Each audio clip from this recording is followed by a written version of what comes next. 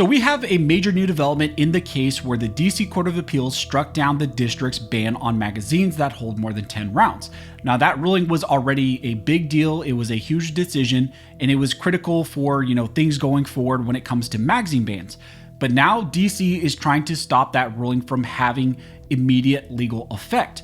They have filed an emergency motion asking the court to suspend that precedential status of the opinion while they prepare for a full request for a rehearing en banc from the entire court. So in this video, we are going to be breaking down what this new motion asks the court to do, the arguments that DC is making in this motion, and what this could mean for the future of these cases and this case going forward when dealing with magazine bans. Now, before we jump into this video, if you want to support the channel, one of the best ways to do that is simply to subscribe. You can also click the like button. That just tells the algorithm that you appreciate this type of two-way content, and so it shares it with more people. I also want to thank one of the main supporters of this channel, which is Attorneys on Retainer. When it comes to self-defense protection, in my opinion, AOR is in a league of their own. They're backed by an actual law firm, the Attorneys for Freedom, and within their membership, they're always trying to give you as much as possible. They've added things like civil liability coverage, red flag law coverage. They also included the new 4 guaranteed attorneys for your self-defense case, and a lot more is coming as well. So if you're interested in that type of coverage, check them out using the link down below. And if you sign up using my code ARMEDSCHOLAR, you can get $25 off of your signup fee. Now, as I mentioned in the intro, in this video, we need to talk about a critical decision that came out which struck down DC's ban on magazines that hold more than 10 rounds. Now, first, we need to quickly recap what happened in this case called Benson, which is critical for understanding what is now going on in this case going forward. Now, the DC Court of Appeals ruled that the district's ban on magazines that hold more than 10 rounds does in fact violate the Second Amendment. Not only did the court strike down the magazine ban itself, but it also vacated several of Benson's related firearms convictions. So those included the possession of an unregistered firearm, the unlawful possession of ammunition, and carrying a pistol without a license.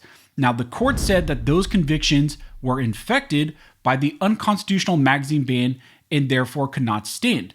Now, that was a sweeping ruling with potentially massive implications. And now the DC is trying to essentially contain that fallout with this new motion that they just filed. The district has now filed what is called an emergency motion to suspend the precedential status of the opinion. So essentially, it's a stay on the effectiveness of that opinion to put it on hold so they can seek a rehearing en banc.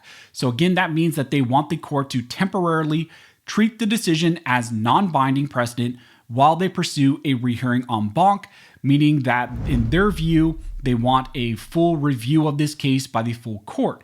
So importantly, the mandate in this case has also not yet issued. So the district is essentially asking the court to pause the legal impact of the ruling until the full court decides whether to consider it. So if granted, the opinion would still exist, but it would not control other cases in the meantime while the en banc panel in the DC courts are deciding what they want to do. Now, in this motion, one of the district's main arguments is that the Benson ruling creates a direct conflict with another court. Specifically, they say the ruling conflicts with the DC Circuit's federal decision in a case called Hansen versus DC. And in that case, you had a federal court uphold this same magazine ban. So now we have a situation where the local DC Court of Appeals says that the law is unconstitutional, while the federal appellate court says it's constitutional.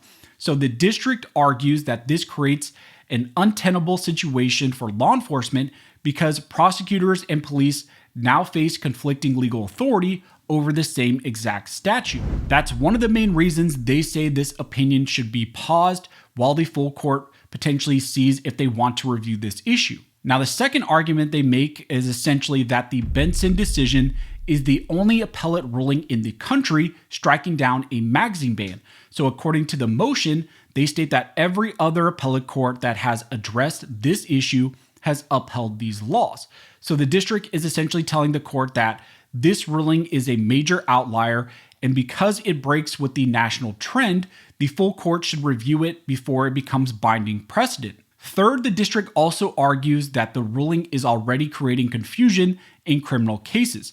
Remember that the court didn't just strike down the magazine ban, it also vacated several related firearms convictions. The district says that that reasoning could have unintended consequences. For example, they state that under the logic of the opinion, someone possessing an unregistered firearm might avoid prosecution simply because the firearm is also paired or has some sort of prohibited magazine. So in other words, they're saying that attaching a larger magazine could potentially shield someone from liability under other gun laws.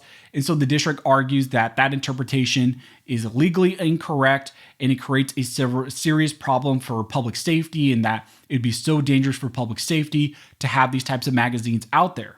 Finally, DC argues that the court relied on a legal theory that was never raised by the actual parties. So according to the motion, they say that the theory that the other convictions were infected by the magazine ban was raised by the judges themselves during oral arguments.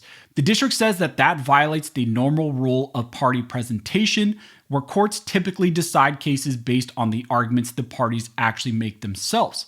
So that's another reason they say that the full court should review this ruling and potentially reverse it. So what are the implications of this current motion? Well, first, it tells us that the district is moving quickly to try to contain the impact of this ruling.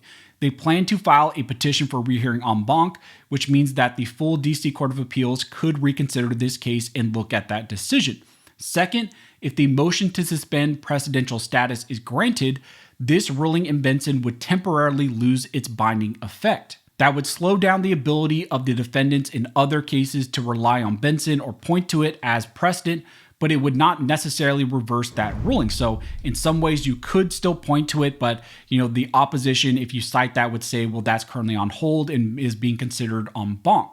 So it would simply just pause the broader impact potentially. This development also shows just how significant the Benson ruling really is.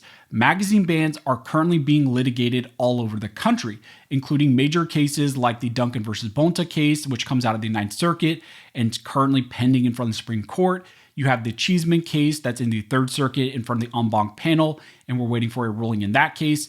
And then you also have the Barnett case out of Illinois dealing with PICA, which is also waiting for a ruling by the Seventh Circuit. So if the Benson case ultimately stands, it could become one of the most important decisions in the national fight over magazine bans.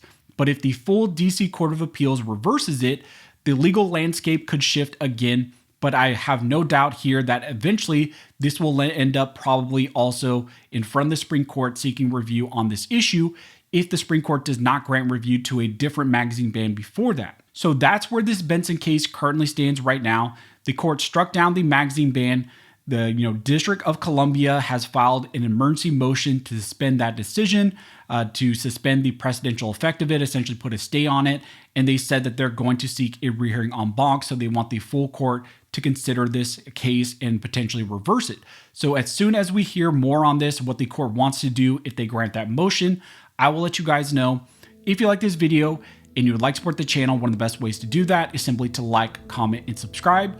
All of those things help to fuel the algorithm and just tells the algorithm that you appreciate this type of two-way content, and so it shares it with more people.